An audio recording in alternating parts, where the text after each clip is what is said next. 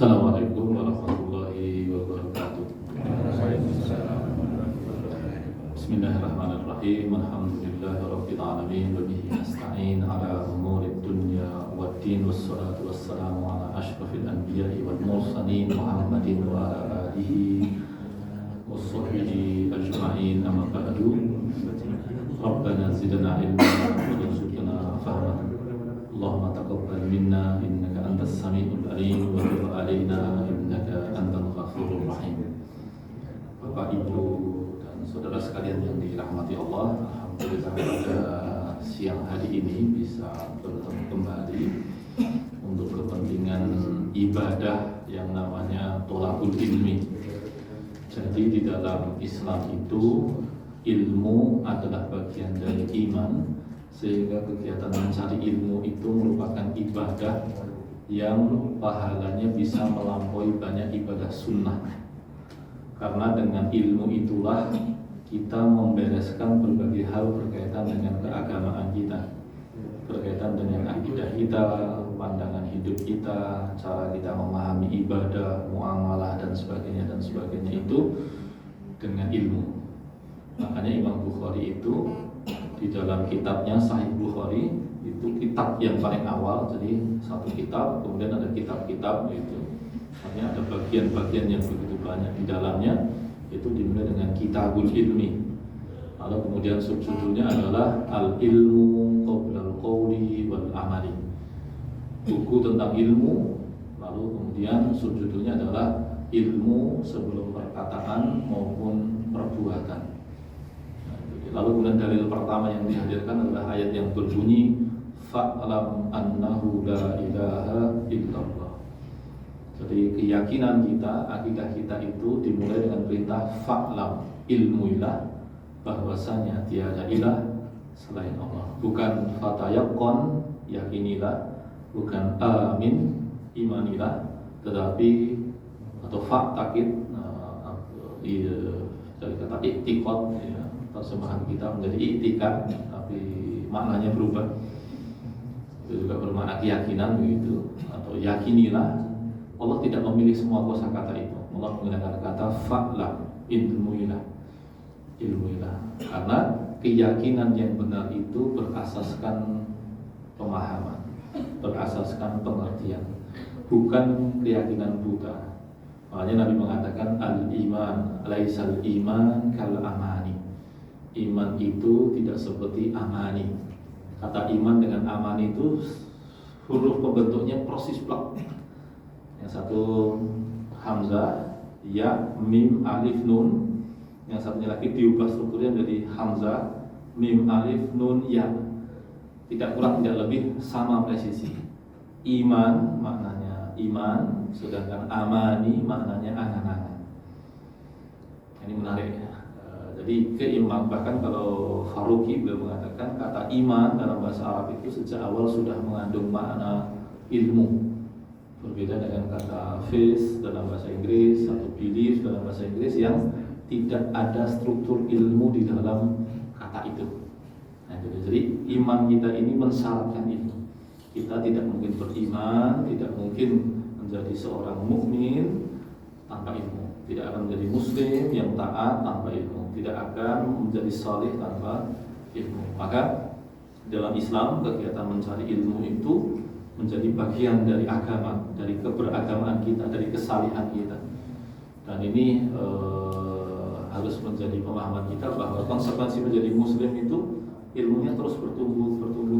Dia tidak mungkin macet, karena belajar sebagai proses untuk mematangkan diri itu bagian dari keberagamaan kita. Bapak Ibu jemaah sekalian yang dirahmati Allah, itu pembukanya sebagai penyemangat agar kita punya keinginan yang kuat untuk terus belajar. Kalau Bapak Ibu sekalian yang pernah umroh begitu ya, itu kan kalau di Masjid Nabawi maupun Masjidil Haram itu kan banyak kursi-kursi ya, itu kan kursi-kursinya para masyayikh, kursinya para kiainya sana begitu, yang beberapa majelis itu bisa berlangsung bersamaan. Saya sampai sekarang tuh yang nggak habis pikir tuh bagaimana cara men-setting audionya Masjid Nabawi, karena kalau majelis ilmu itu dilangsungkan bersamaan, itu bisa lebih dari 10 majelis itu tanpa mengalami penumpukan suara.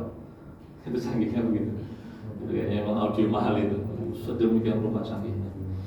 Nah, di situ kita akan temukan orang-orang yang sudah sepuh itu masih belajar.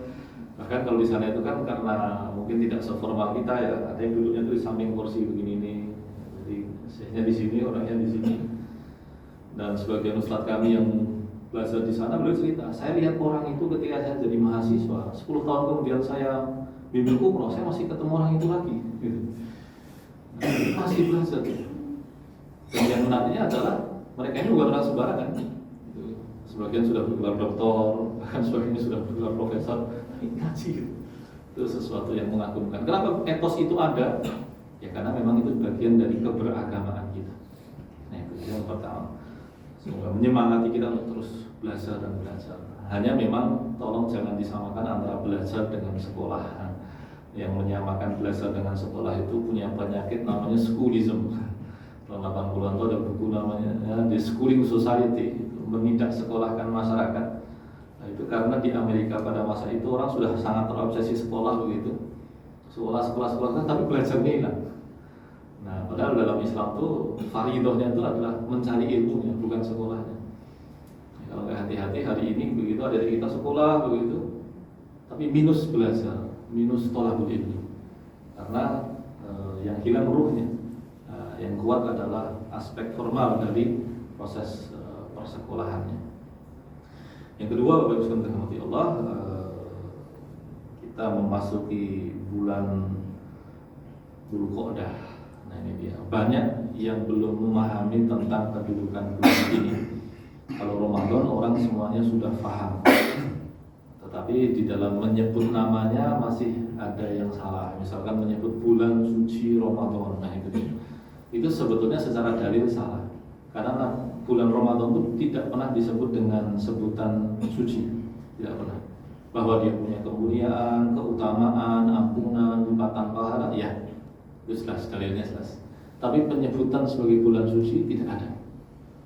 Bahkan kata suci dalam bahasa Indonesia itu seringkali digunakan untuk menerjemahkan kata haram dalam bahasa Arab. Misalkan Masjidil Haram, masjid suci, tanah haram, tanah suci, Ardul Haram. Nah, ada batasnya itu. Jangan kalau sudah ada di Masjidil Haram itu mau umroh lagi begitu ya, jenengan keluar dulu dari tanah haram itu, keluar satu langkah, kemudian panjenengan berikhram lagi, masuk lagi.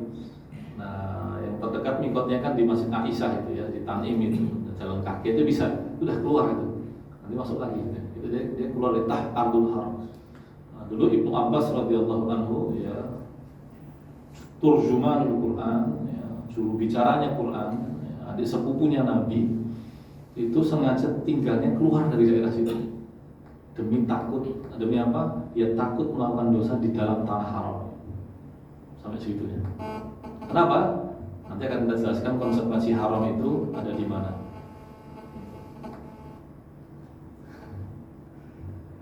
Nah, kok masih sudah dimatikan sinyalnya, kok masih ada, masih sudah saya matikan saja. Baik, Ibnu Abbas sengaja tinggal di luar tanah haram karena takut menanggung konsekuensi dari tanah suci. Nah, penyebutan tanah haram ada dalilnya. Maka yang disebut dengan bulan haram ada nggak? Ada. Yang disebut bulan suci itu ada. Apa saja itu? Nah, itulah yang sekarang kita berada di dalamnya. Dalilnya di dalam surat Taubah ayat 36 Allah mengatakan a'udzubillahi minasyaitonir rajim inna iddatas syuhuri indallahi 12 syahra fi kitabillah yawma khalaqas samawati wal ard minha arba'atun hurum. Ayat ini menarik kalau dilihat. Yang pertama adalah Allah mengatakan jumlah bulan di sisi Allah itu 12. Bagi yang tidak tahu sejarah kalender akan mengatakan memang apa istimewanya. Tapi kalau tahu sejarah kalender baru paham. Ternyata 12 bulannya kita itu, bulan Hijri itu beda dengan 12 bulannya Masehi. 12 bulannya Masehi itu adalah hasil hitungan. Jadi dulu, Bapak Ibu sekalian rahmati Allah, atau sebelum kita jelaskan, kita lihat dulu 4 bulan terakhir kita itu, bulan Masehi itu itu menggunakan angka semuanya dan bergeser semuanya. Nah, apa saja itu? September, Oktober, November, Desember. Itu dari kata septa, okta, nova, dasa. Septa itu berapa? 7. September bulan berapa? 9. Okta itu berapa? Okta, 8. Bulan berapa? 10. Desember, dasa.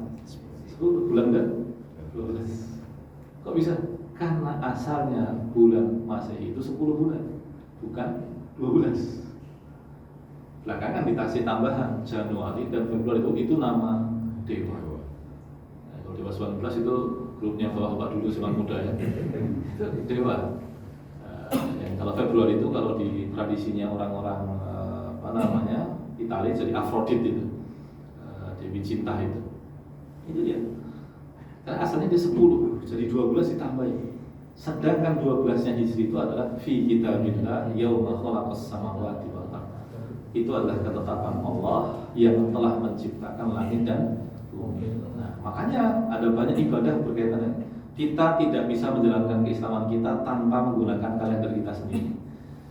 Saya sudah sempat melihat dokumen, kebetulan yang punya dokumennya itu orang dalam sini. Saya ini baru saja beliau meninggal pas Ramadan kemarin. Beliau orang yang sangat telaten menyimpan dokumen. Perjanjian antara pemerintah kolonial Belanda dengan penguasa Bali tahun 1890-an itu masih menggunakan tanggal Hijri, bukan Masehi. Kita tuh lebih akrab dengan Masehi setelah kemerdekaan. Sebelum Masehi kita lebih akrab dengan Dzulhijjah dan sebagainya. Itu jadi kita tidak bisa berislam tanpa kalender kita sendiri. Nah itu dia. Nah di situ bulan Allah katakan dari 12 bulan itu ada 4 bulan haram. 4 bulan haram. 4 bulan haram ini kalau bisa dirahmati Allah itu khusus, ya bulan khusus. 4 bulan haram itu apa? Nabi mengatakan yang satu terpisah, yang 3 bergandengan. Yang terpisah adalah Rajab, itu 2 bulan sebelum Ramadan. Yang bergandengan adalah Dzulhijjah, Muharram, 2 bulan setelah Ramadan. Jadi Ramadan kita itu dijepit oleh rangkaian bulan haram. Yang kemudian kalau kita cari di antara fungsionalitasnya itu apa? Rajab itu adalah preparasi masuk Ramadan. Dzulhijjah sampai Muharram itu adalah alat kita untuk ngecek sejauh apa Ramadan kemarin berhasil mengubah diri kita. Itu dia. Nah kita ini sekarang sudah masuk bulan Dzulhijjah. Apa istimewanya? Tidak ada ibadah khusus, tidak ada ibadah khusus. Tapi di situ Allah mengatakan, fala tadlimu fihinna anfusakum. Jangan kamu menzalimi dirimu di bulan-bulan itu. Apa maksud dilarang menzalimi diri? Berarti zalimin orang boleh Pak? Bukan begitu. Bukan begitu. Asalnya dalam Islam konsepnya silahkan cek di dalam Quran, semua tindakan kita itu terakumulasi pada diri kita. Kita melanggar hak Allah, kita yang rugi. Kita berbuat dosa yang tidak berhubungan dengan orang lain, tidak berhubungan dengan Allah, tapi berhubungan dengan diri sendiri. Minum khamar kan nggak merugikan orang. Orang berzina atau melihat hal yang haram kan tidak melanggar hak orang, tapi dia merugikan diri sendiri. Termasuk andai kan orang itu menyakiti orang lain, dia menyakiti dirinya sendiri.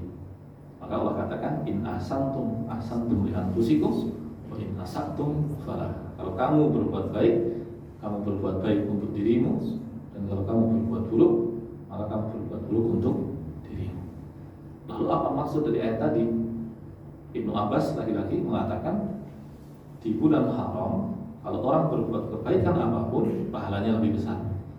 Tapi kalau orang berbuat buruk dosanya juga menjadi lebih besar. Maka di antara amal terbaik kita di bulan haram begini adalah hati-hati terhadap perbuatan dosa jenis apa. Kalau sudah terpaksa melanggar gimana? Kejar dengan istighfar. Karena kenapa dengan istighfar? Jelas fungsi dasarnya kita tahu. Tetapi kita memanfaatkan momen apa? Momen ketika kalau kita berbuat baik, pahalanya juga menjadi lebih besar. Kalau kita minta ampun, berarti ampunannya juga lebih besar. Nah itu dia.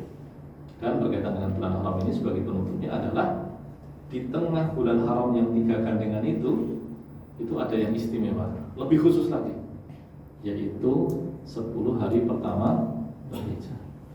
10 hari pertama Dzulhijjah itu sama dengan 10 hari terakhir Ramadan. Jadi kalau yang tahu tanggal ini pasti di 10 hari pertama Dzulhijjah dia akan beramal seperti 10 hari terakhir Ramadan. Bedanya apa? Nah, dalilnya kan wal fajr wa layalin ashr. Demi waktu fajar dan malam-malam yang 10. Ulama beda pendapat. Apakah itu 10 hari terakhir Ramadan ataukah 10 hari pertama Dzulhijjah? Ulama pun ada yang menggabungkannya. Kenapa? Karena ternyata beda karakternya. Malam-malam terbaik dalam setahun itu adalah 10 hari terakhir Ramadan. Sedangkan siang-siang terbaik dalam setahun itu adalah 10 hari pertama Dzulhijjah. Maka Bapak Ibu sekalian yang dirahmati Allah, di 10 hari pertama Dzulhijjah silahkan beramal seperti beramal di 10 hari terakhir Ramadan. Yang kuat puasa sunnah dari tanggal 1 Dzulhijjah sampai 9 Dzulhijjah, lakukan. Yang kuat untuk menghatamkan Quran sampai tanggal 10 Dzulhijjah, lakukan. Yang mau untuk bersedekah banyak di hari-hari itu, lakukan. Nah itu dia. Puncak 10 malam terakhir Ramadan namanya Lailatul Qadar. Puncak 10 siang pertama Dzulhijjah namanya adalah Arafah. Nah itu dia. Jadi kita harus tahu peta amal kita ini. Kapan kita bisa agak nggak waspada, kapan harus betul-betul hati-hati, kita harus kenal. Karena jangan sampai apes itu. Misalnya orang berbuat dosa di malam Lailatul Qadar kan repot. Yang penting dia nunggu dosa banyak sekali. Nah, itu berat. Maka mengenali hal ini penting. Selanjutnya Bapak Ibu sekalian yang dirahmati Allah Subhanahu wa taala, karena temanya berkaitan dengan sejarah, tadi kita sudah sedikit tahu tentang kalender kita. Saya akan mencoba mengenalkan tentang perkara sejarah yang paling awal dibahas ulama, yaitu asal muasal kita manusia berdasarkan tradisi ilmu kita sendiri, yaitu Quran dan hadis. Kalau kita belajar sejarah selama ini kan diajarinya apa? Dari Pithecanthropus, ya kan? Dari apa?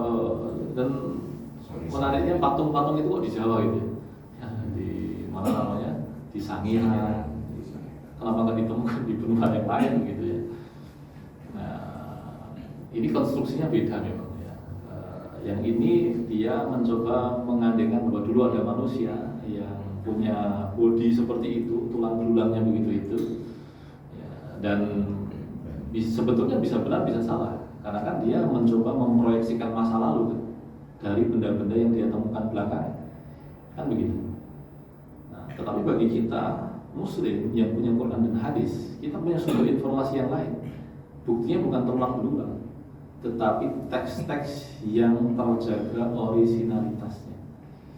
Bayangkan, Quran itu satu-satunya teks di muka bumi, Bapak Ibu sekalian rahmati Allah, yang bisa dihafalkan dari awal sampai akhir dengan presisi bunyi yang sangat detail, bahkan oleh orang yang tidak bisa bahasa Arab. Coba panjenengan lihat, di sekitar panjenengan itu banyak adik kita yang sekarang, ya, karena sejak 2010 menghafal Quran kan jadi tren, bahkan menjadi tren orang-orang kelas menengah atas begitu. Nah, itu mereka bisa hafal 30 juz. Tahu nggak artinya? Nggak tahu. Jumlah penduduk bumi hari ini kan sekitar 8 miliar. Yang Muslim itu kan hanya sekitar 2,5 miliar. Yang Arab itu hanya sekitar 100-an juta. Berarti Muslim yang non-Arab itu, yang tidak berbicara bahasa Arab secara bawaan, itu kan sekitar 2,4 miliar. Kemudian ya bahkan ya sekitar 2,4 miliar kan, karena dia cuma 0,1 miliar ya, berarti sekitar 100 juta. Nah itu dia. Tetapi mereka bisa menghafalkan Quran dari awal sampai akhir dengan presisi. Presisi itu bagaimana? Coba cermati. Hak dibaca hak, hak dibaca hak. Karena kalau sampai salah artinya berubah. Ini sekedar informasi agar Bapak Ibu sekalian punya semangat untuk membenahi bacaan Qurannya. Presisi bunyi berubah itu artinya berubah. Contoh, orang baca Al-Fatihah harusnya dibaca Alhamdulillah, dibaca lebih ngepas. Jadi Alhamdulillah. Itu kalau dia bacanya sadar, paham, batal Pak soalnya Pak. Kenapa? Karena alhamdu maknanya pujian, alhamdu maknanya kebinasaan, kerusakan, kematian. Berani kita bilang alhamdulillah, kebinasaan bagi Allah. Oh, itu ngawur kan? Secara rasional itu salah ya, secara moral kurang ajar itu. Ya, itu contoh bagaimana presisi bunyi saja mengubah arti. Itu satu. Presisi yang lain berkaitan dengan apa? Penekanan atau tasdid. Tasdid itu kan sebetulnya dua huruf. Ini kan dua huruf. Contoh adzan. Adzan itu kita membaca hayya 'alal falah. Dia tanpa tasdid. Lalu dibaca dengan anggapan akan lebih fasih ya. Dibacanya hayya 'alal falah. Tasdid itu berarti lam kemudian menyambung alif dan ha. Dua kali lam itu artinya berubah. Itu ibarat kata kalau kita cari guyunan paling ekstrimnya ya, karena orang-orang yang bertani itu baru dia tahu bahasa Arab, ketika dikatakan hayya 'alal falah, enggak jadi berangkat ke masjid, Pak. Balik ke kebun lagi, tandur lagi dia. Tanam lagi dia. Kenapa? Karena falah artinya adalah kesuksesan, keberuntungan, kemenangan, sementara falah dengan tasdid artinya adalah petani. Contoh bagaimana presisi bunyi berkaitan dengan tasdid itu punya arti. Termasuk satu hal lagi yang ini juga harus hati-hati, yaitu panjang pendek. Panjang pendek itu berarti ada huruf tambahan, yaitu alif atau ya atau wau. Nah, kita baca surat Al-Kafirun, kita kurang panjang saja, itu kita ngubah arti, signifikan ngubahnya. Contohnya apa? Kalimat la a'budu ma ta'budun. Itu artinya adalah aku tidak menyembah apa yang kamu sembah. Kok dibaca bablas? Alifnya kelewat, dibacanya pendek.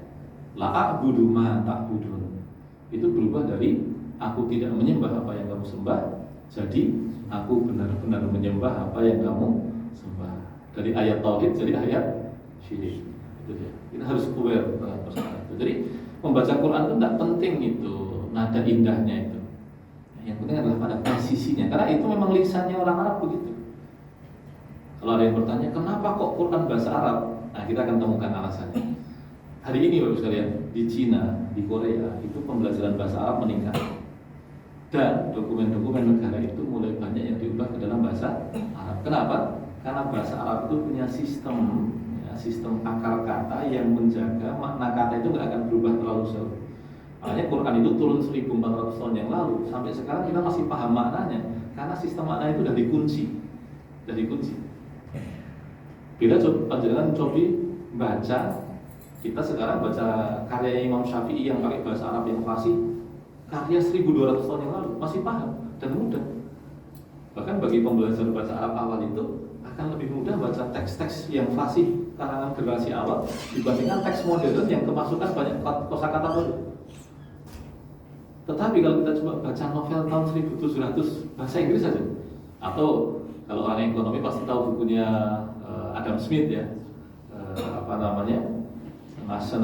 Nation World itu ya, itu bahasa Inggrisnya ada beda. Kalau bahasa Inggris tahun 1900 saja beda kok. Kenapa? Karena sistem maknanya itu dia bisa berubah mengikuti kondisi. Bahasa Arab sudah dikunci.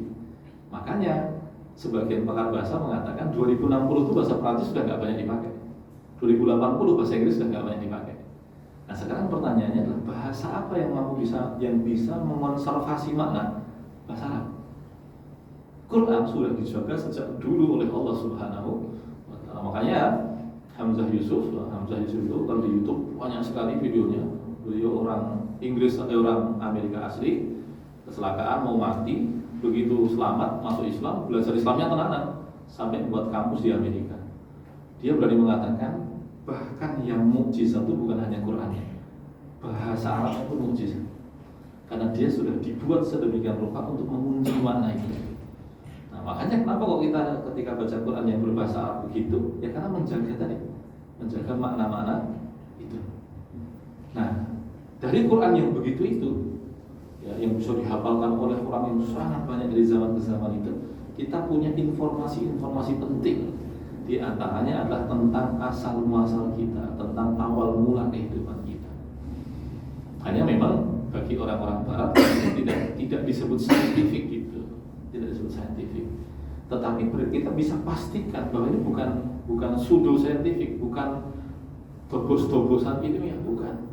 Ya kuasi saintifik, kuasi itu artinya apa?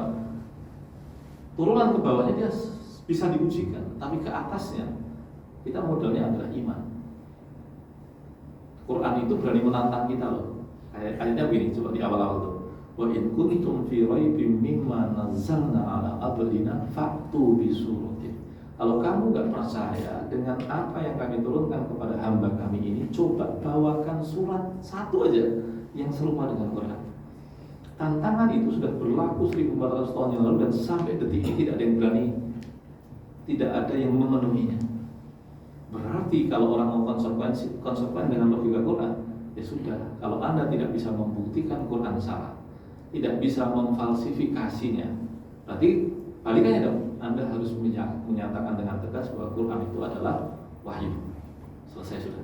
Nah, kalau Quran itu wahyu, berarti informasi di dalamnya adalah informasi penting bagi kita. Termasuk di dalamnya adalah tentang dari mana kita dan akan kemana. Nek wong Jawa nyebutnya sangkantaran itu. Saya dari mana mau kemana. Nah, di Quran itu kita temukan ada masa ketika semua hal itu belum bernama. Nah, misalkan di dalam Quran Allah mengatakan hal ata 'alal insani hinun minad dahri lam yakun syai'an madhkura. Belumkah datang kepada manusia satu penggal waktu yang mereka itu belum menjadi sesuatu yang bisa disebut. Lam yakun syai'an madhkura. Orang belakangan nyebutnya before time, sebelum waktu. Nah itu dia. Kita dibilang itu sama Allah, nggak tahu kalian. Lalu ada masa ketika manusia belum diciptakan, tapi Allah sudah menciptakan banyak makhluk. Yang kemudian di antara cerita selanjutnya adalah ketika iblis berbaris bersama dengan malaikat. Iblis dari mana? Siapa dia? Ya kan? Kita lihat di surat Al-Baqarah, wa idh qala rabbuka lil malaikati inni ja'ilun fil ardi khalifah. Ketika Allah mengatakan kepada para malaikat, aku mau buat khalifah. Lalu kemudian malaikat tanya gitu. Ini adalah seorang profesor matematika terkenal sekali namanya Jeffrey Lang gitu. Cari dia di YouTube, beliau mengotoritatif. Masuk Islam gara-gara kasus ini. Dia selalu mengatakan even angel ask gitu. Bahkan malaikat aja tanya tuh, ataj'alu fiha man yufsidu fiha wa yasfiku dima. Ya Allah, apakah Engkau akan ciptakan di atas muka bumi itu yang akan membuat kerusakan di dalamnya dan menumpahkan darah? Ya angel lagi. Pertanyaannya, kenapa malaikat mengatakan begitu? Karena sebelumnya ada presiden makhluk sebelum manusia yang melakukan kerusakan itu.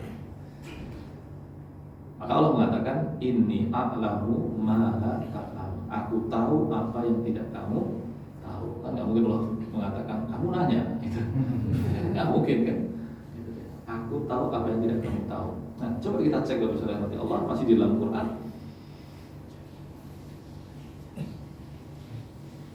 Di situ kita temukan bahwa wa idh qulna lil malaikati isjudu li Adam. Ketika kami katakan kepada para malaikat, bersujudlah kalian kepada Adam. Apa yang terjadi? Fasajadu illa iblis. Maka para malaikat itu bersujud kecuali iblis.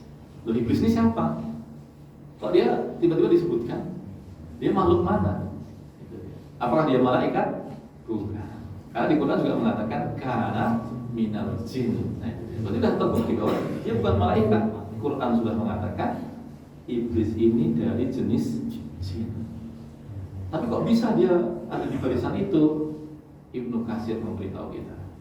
Beliau katakan dulu di zaman sebelum manusia ada makhluk yang membuat kerusakan di atas muka bumi. Yang itulah sebab kenapa malaikat bertanya, ya Allah, kenapa Engkau akan menciptakan makhluk yang akan membuat kerusakan. Makhluk yang membuat kerusakan itulah yang kemudian nantinya diselesaikan perkaranya oleh iblis. Iblis diperintah Allah untuk menyelesaikan kerusakan di muka bumi yang dibuat oleh makhluk sebelum manusia itu. Atas jasanya iblis dimuliakan Allah, dibersamakan dengan para malaikat. Nah, ini makanya kemudian ulama sering mengingatkan kita, iblis itu taat untuk waktu yang panjang, lalu dia melakukan satu kesalahan, satu kejahatan, dan dia dilempar dari surga.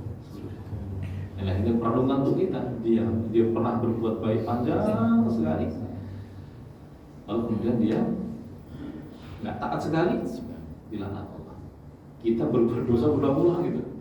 Nah, kita perlu merenungi kecenderungan negatif yang memang Allah bawakan ke dalam diri kita untuk menguji. Menguji apa? Menguji pilihan kita, menguji kecenderungan kita, menguji hasrat-hasrat kita. Makanya di dalam Quran ada kalimat wa amma man khafa maqama rabbih wa nahan nafsa 'anil hawa. Adapun orang yang tahu kedudukan Tuhannya dan kemudian dia menahan nafsunya dari hawanya. Bahasa Indonesia hawa nafsu itu adalah istilah Arab, istilah Quran. Hawa nafs. Nafas itu jiwa. Nafas itu jiwa.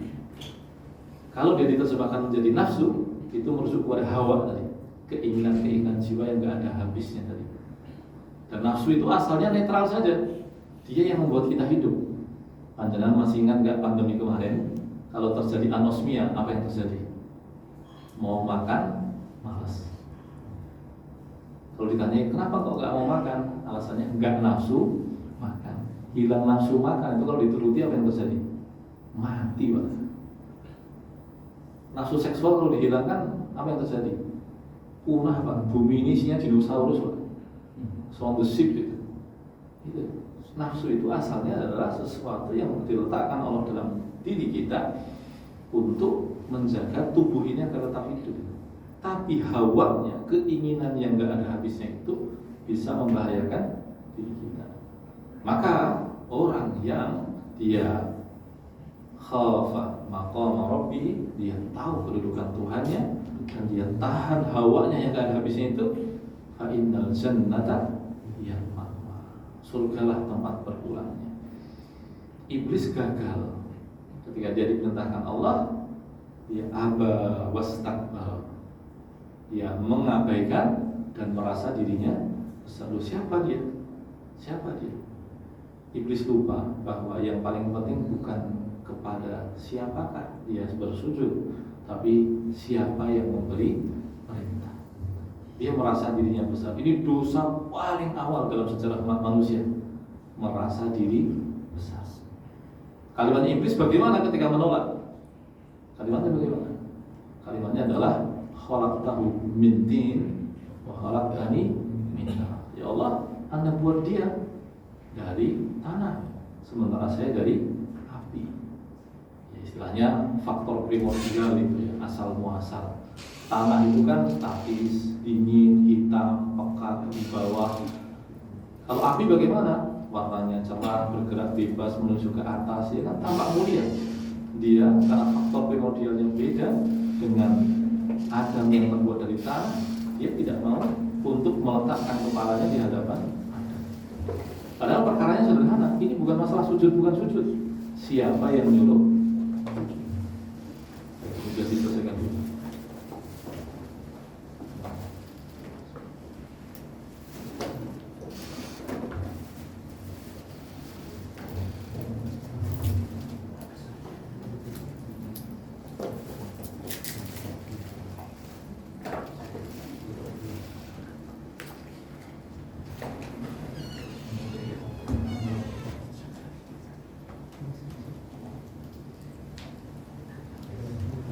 Ini guyon klasiknya adalah ini adalah perbuatan yang tidak menyenangkan. Kenapa? Saya itu sebenarnya suruh ngomong atau suruh makan. Saya baru ngomong dikasih makan, ini kan nggak jelas. Jadi Bapak Ibu sekalian dirahmati Allah, kita lanjutkan. iblis dengan segala prestasinya merasa dirinya lebih besar dibandingkan Adam yang Allah ciptakan dari bahan yang lebih jelek dibandingkan iblis. Nah ini maka dosa paling awal adalah kesombongan yang berasal dari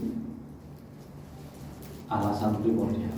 Saya lebih ganteng, saya lebih kaya, saya lebih pintar, saya lebih cerdas, saya lebih alim, saya lebih berkuasa. Apapun itu, orang yang punya kesombongan karena sebab tertentu itu persis mengikuti logikanya iblis. Maka kita hati-hati. Karena dosa tua itu ada 3 kalau kita cermati di Quran. Pertama adalah kesombongan iblis, yang kedua adalah kerakusan Adam alaihissalam, dan yang ketiga adalah kedengkian Qabil. Dosa paling tua itu. Dan kita harus hati-hati. 3-tiganya ini yang menghancurkan kita semua sebagai sebuah masyarakat. Ya, dari kesombongan merasa besar, ya, sehingga kemudian sulit dibenahi, diluruskan, berbahaya. Kedua kerakusan, itu berbahaya. Dan yang ketiga adalah kedengkian, itu berbahaya. Ini semua tiga-tiganya ini itu hanya akan menciptakan keributan bagi kita kawan. Nah dosa paling awal adalah kesombongan iblis. Aba wastakbar, dia mengabaikan dan merasa dirinya besar. Itu dia. Nah padahal ada satu kelebihan yang dibawakan Allah terhadap diri Adam. Yaitu apa? Wa 'allama Adam al-asma'a kullaha. Allah mengajarkan kepada Nabi Adam nama-nama segala hal. Ya mungkin istilahnya sekarang adalah kemampuan berpikir konseptual yang tidak dimiliki oleh iblis, tidak dimiliki oleh malaikat. Yang punya hanya manusia. Nah ini sesuatu yang kemudian malaikat pun sadar. Maka ketika Allah mengatakan ambiuni bi asma'iha ulaha in kuntum shodiqin, coba malaikat sebutin tuh nama benda satu persatu. Mereka mengatakan la ilma lana illa ma 'allamtana. Ya Allah, kami enggak tahu. Kami hanya tahu sebatas apa yang Engkau beritahu. Jadi malaikat itu ketaatannya statis. Dia hanya melakukan sesuatu berulang mengikuti apa yang diperintahkan Allah Subhanahu wa ta'ala. Makanya berbeda dengan manusia yang dia punya kemampuan untuk berpikir secara konseptual dan bertindak berdasarkan kehendaknya. Inilah nanti kemudian akan membawa manusia itu kepada capaian-capaiannya. Kalau dia mengikuti akalnya, menundukkan nafsunya, mengikuti al-ma'ali, kemuliaan-kemuliaan, maka dia melampaui apa yang disampaikan oleh malaikat. Karena malaikat itu pengulangan saja. Kalau ini keputusan-keputusan untuk mengupayakan kemuliaan, maka dia melampaui. Tapi kalau dia dengan akalnya, dia tunduk di hadapan hawa nafsunya, dia mendahulukan keinginan-keinginannya, apalagi keinginan jangka pendeknya, maka dia summa radadnahu asfala safilin. Kalau masih ingat pelajaran IPA, ada destilasi minyak bumi, lapisan paling bawah namanya aspal, aspala safilin. Nah itu ya, asfala safilin, lapisan paling rendah, serendah-rendahnya lapisan. Padahal dia dari yang mulia. Kenapa? Karena dia mengikuti kecenderungan rendah. Nanti dalam bahasan jiwa menurut Quran kita akan menyadari bahwa memang nafsu kita itu separuhnya adalah nafsu yang serupa yang dimiliki oleh binatang ternak berkaitan dengan perut dan kemaluan, sedangkan separuhnya adalah nafsu yang mengikuti binatang buas yang berisi amarah, ghadabiyah. Dua-duanya penting. Dengan adanya syahwat, orang mengejar sesuatu yang dia estimasikan. Nah, maka salah satu daya jiwa manusia itu namanya estimasi wahmiyah. Itu untuk mengejar sesuatu yang dia kira berguna. Tetapi orang tidak bisa hanya sekedar mengira itu berguna, maka dipikirkan ulang betul-betul berguna atau tidak. Bapak Ibu sekalian dirahmati Allah, iklan kita, sistem iklan kita itu kan menggunakan manipulasi kejiwaan. Yaitu iklan itu yang saya iklan di TV itu selalu menggunakan yang namanya fetishisme. Fetishisme adalah teori tentang bagaimana pesona itu ditampilkan sehingga orang yang melihatnya itu akan sulit menilai perkara itu berdasarkan akal sehat. Gimana fetishisme itu diberlakukan? Biasanya adalah iklan itu pasti melibatkan perempuan. Mohon maaf sekali, melibatkan perempuan yang biasanya kemudian dibuka auratnya.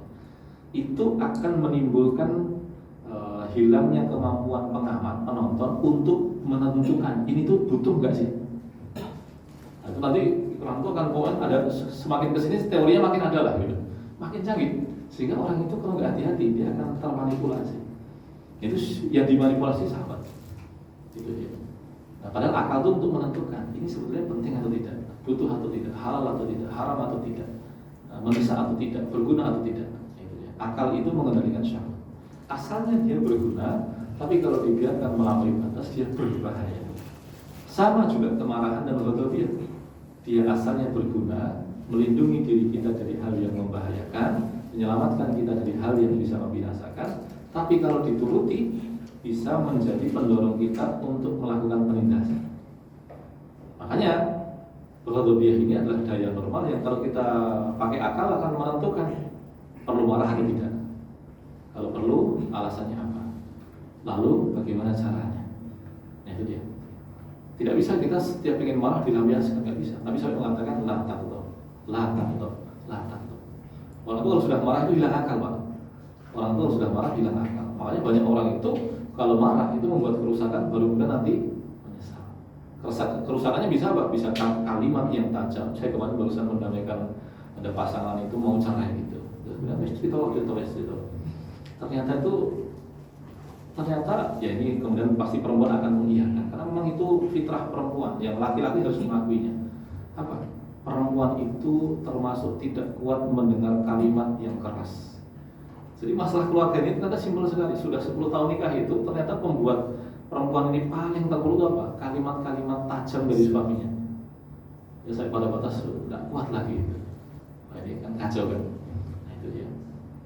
Orang kalau sudah marah, daya hancurnya besar. Padahal kalau sudah merusak, dia pasti menyesal. Makanya Nabi mengatakan la taqdab. Dan Bapak Ibu sekalian dirahmati Allah, hati-hati dengan tahun politik kita. Kita sudah belajar dari tahun 14 dan 19. Media sosial kita itu adalah alat untuk membagi kebohongan sehingga berguna untuk menciptakan kemarahan. Karena kalau orang sudah marah, itu ternyata gampang dimanipulasi. Jadi kalau para pedagang memanipulasi syahwat, kalau politisi memanipulasi kemarahan. Karena kalau orang sudah marah itu gampang dikendalikan, Pak. Disuruh ke sana ngikut, terus sana ngikut. Dia lupa, Pak. Ini sebetulnya itu layak marah atau tidak, benar atau tidak. Itu dia. Jadi ini semuanya bisa dimanipulasi. Nah, akal lah yang menjadi bekal paling mahal Allah kepada manusia. Meskipun ulama juga katakan di atas akal itu ada satu lagi nikmat yang lebih tinggi, namanya adalah hidayah. Jadi akal itu sesuatu yang luar biasa. Dia berguna mengendalikan syahwat, mengendalikan amarah, mengarahkan hidup kita dan sebagainya. Itulah yang dimiliki oleh Adam alaihissalam dan keturunan-keturunannya yang membuat dia bisa melampaui kualitas jin dan malaikat. Tetapi begitu dia menidakfungsikan daya akalnya itu, maka berbahaya. Itu tadi summa radadnahu asfala safilin. Saya tidak tahu harus sampai jam berapa, paling tidak saya cukupkan dahulu. Itu bagian dari awal dari bahasan sejarah itu masih di situ. Ulama kalau nulis kitab sejarah dimulai dari situ. Bidayah nihayahnya Imam Qasir dari situ, lalu sejarahnya Ibnu Asir dari situ, sejarahnya At-Tabari dari situ. Kenapa? Karena itu adalah informasi yang paling tua yang dimiliki oleh Quran, yang menjadi panduan kita menjalani hidup kita. Dari mana kita mau ke mana kita, itu dimulai dari situ. Hanya ada bagian yang nanti kita butuh waktu lagi pelan-pelan, karena asumsinya ini akan bergulir gitu ya. Itu nanti akan kita lanjutkan di waktu yang lain. Insyaallah biidznillah taala. Barakallahu li wa lakum wa sallallahu ala nabiyyina Muhammad. Assalamualaikum warahmatullahi wabarakatuh. Waalaikumsalam warahmatullahi wabarakatuh.